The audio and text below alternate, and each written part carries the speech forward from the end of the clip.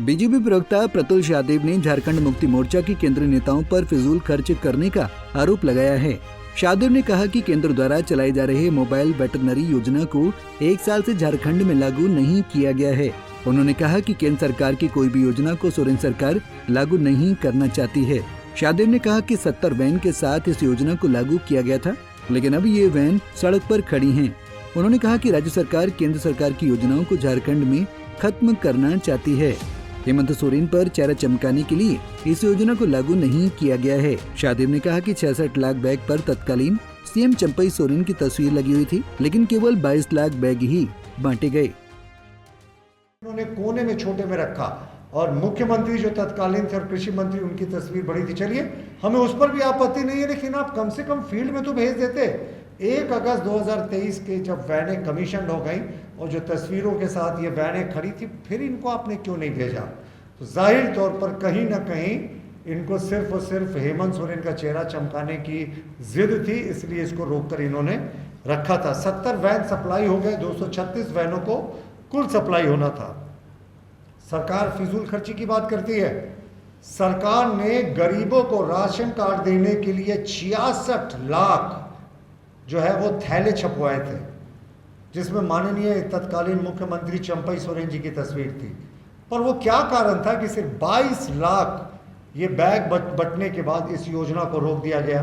आचार संहिता की 1 महीना पहले रोक दिया गया। आचार संहिता लगी भी नहीं थी, आचार संहिता खत्म हो गई, फिर भी इन बैगों को नहीं बांटा गया। देखिए, इसमें माननीय मुख्यमंत्री तत्कालीन चंपई सोरेन जी की तस्वीर लगी हुई थी और इनका वितरण नहीं होना ये साफ दिखा रहा है कि सरकार 44 लाख बैग जो अभी भी पड़े हुए हैं, उनके साथ जो गरीब हैं उनके साथ सिर्फ और सिर्फ उन्होंने ये कमीशन के लिए ये बनवा लिया। 14 रुपये एक झोला की कीमत थी, लेकिन इनको करोड़ों रुपए की लागत से बनने के बाद से अभी भी 2/3 झोले जो हैं 44 लाख बोरे झोले 66 लाख में अभी भी बंटने की बात देख रहे हैं।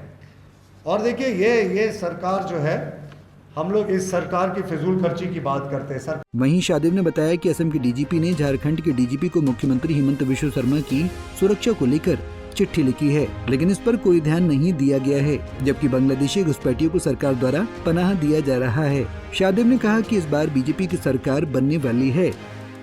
विश्व शर्मा जी के बारे में, शिवराज सिंह जी के बारे में कि वो क्यों आते हैं आखिर साहब, बार बार उन पे इतना खर्चा होता है। देखिए, 18/7/2024 को असम के एडीजी ने लिखा पत्र, असम के ADG special branch and security ने पत्र लिखकर झारखंड सरकार को जवाब दिया है कि साहब, अगर आप सक्षम नहीं है तो मुख्यमंत्री हेमंत बिश्व शर्मा जी को Z+ सिक्योरिटी उपलब्ध है, वो जो भी खर्चा होगा वो उठाने को हम तैयार है। अब आप सोचें कि झारखंड जाना जाता है अपने आतिथ्य के कारण, झारखंड जाना जाता है अपने संस्कृति के कारण, समृद्ध संस्कृति के कारण, और आतिथ्य सत्कार में तो हम सर्वोपरि हैं। लेकिन इस तरीके से अगर आप प्रश्न करेंगे कि जो केंद्रीय नेता हो रहा है उनका दौरे पे खर्चा हो रहा है, तो माननीय मुख्यमंत्री जी कितनी बार चार्टर करा के गए हैं, उस पर भी श्वेत पत्र जारी करे जेएमएम।